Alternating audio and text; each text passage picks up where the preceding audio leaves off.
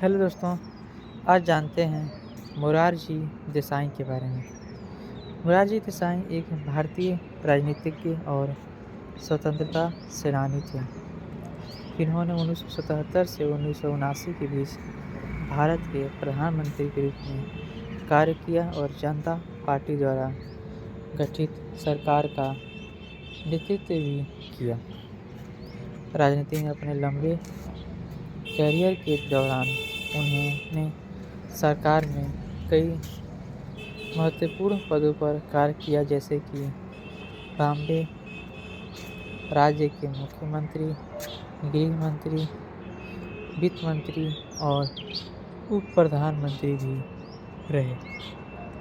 आज इस वीडियो में मोरारजी देसाई के बारे में जानते हैं, उनकी जीवनी के बारे में जानते हैं। प्रधानमंत्री लाल बहादुर शास्त्री की मृत्यु के बाद मोरारजी देसाई प्रधानमंत्री पद के लिए मजबूत दावेदार थे, लेकिन 1966 में इंदिरा गांधी से हार गए। इन्हें 1969 तक इंदिरा गांधी मंत्रिमंडल में वित्त मंत्री और उप प्रधानमंत्री के रूप में नियुक्त किया गया था। जब 1969 में भारतीय राष्ट्रीय कांग्रेस का विभाजन हुआ तो वे INACO का हिस्सा बन गए।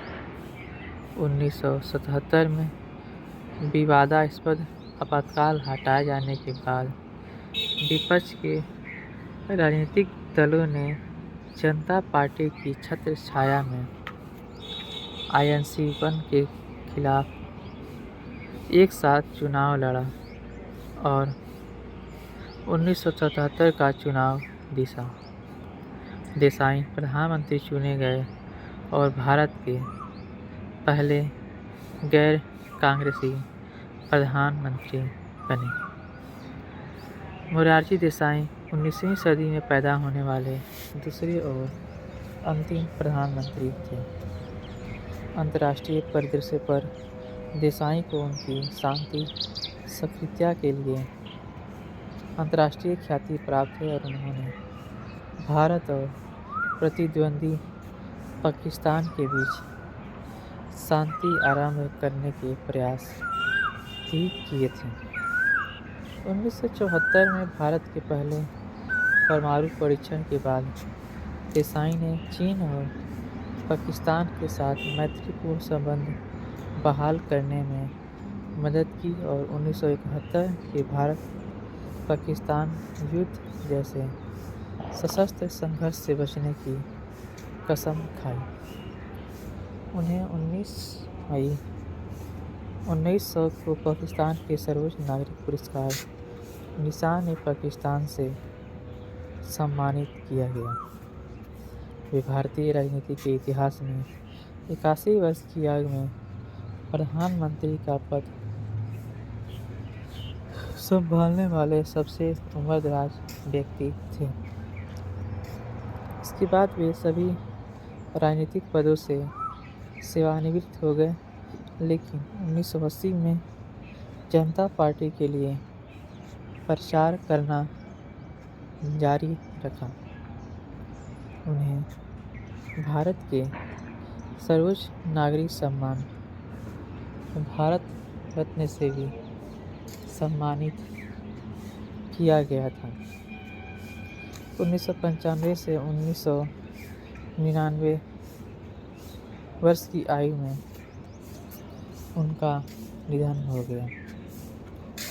मोरारजी देसाई का जन्म गुजराती अनाविल ब्राह्मण परिवार में हुआ था।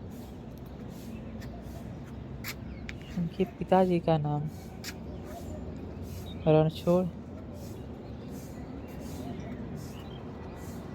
नागरजी देसाई और उनकी माता का नाम वजीबेन देसाई था। उनका जन्म 29 फरवरी 1896 को बदेली गांव, बुलसा जिले, बॉम्बे प्रेसिडेंसी, ब्रिटिश भारत में हुआ था। वे 8 बच्चों में सबसे बड़े थे। उनके पिता एक स्कूल शिक्षक थे। देसाई ने अपनी प्राथमिक शिक्षा कुंडला स्कूल सावरकुंडला में प्राप्त की और बाद में बाई अबा हाई स्कूल वलसाड में दाखिला लिया। देसाई ने 1927 से 1928 के दंगों के दौरान हिंदुओं पर नरम रुख अपनाने का दोषी पाए जाने के बाद मई 1930 में गोधरा के डिप्टी कलेक्टर पद से इस्तीफा दे दिया। देसाई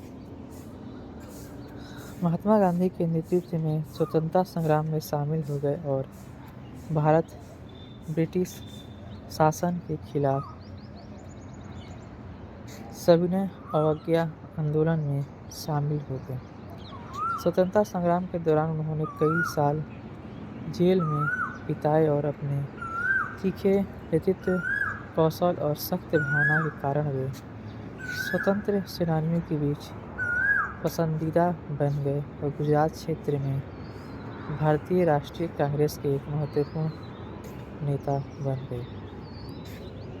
जब 1934 और 1937 में प्रांतीय चुनाव हुए तो देसाई चुने गए और बॉम्बे प्रेसिडेंसी के राजस्व मंत्री और गृह मंत्री के रूप में कार्य किया। भारत की स्वतंत्रता से पहले वे बॉम्बे के गृह मंत्री बने और बाद में 1952 में बॉम्बे राज्य के मुख्यमंत्री चुने गए। यह एक ऐसा समय था जब भाषाई राज्यों के लिए आंदोलन बढ़ रहे थे। खासकर दक्षिण भारत में बॉम्बे एक द्विभाषी राज्य था जिसमें गुजराती और मराठी भाषी लोग रहते थे। 1956 से कार्यकर्ता संगठन संयुक्त महाराष्ट्र समिति ने महाराष्ट्र को मराठी भाषी राज्य बनाने के लिए आंदोलन का नेतृत्व किया। देसाई ऐसे आंदोलन के विरोधी थे जिनमें इंदुलाल याग्निक के नेतृत्व में महा गुजरात आंदोलन भी शामिल था, जिसमें नए गुजरात राज्य की मांग की गई थी। देसाई ने प्रस्ताव किया कि महानगरीय मुंबई को केंद्र शासित प्रदेश बनाया जाए। उनका तर्क था कि एक अलग विकास क्षेत्र शहर की महानगरीय प्रकृति के अनुकूल होगा, जिसमें विभिन्न भाषाई, सांस्कृतिक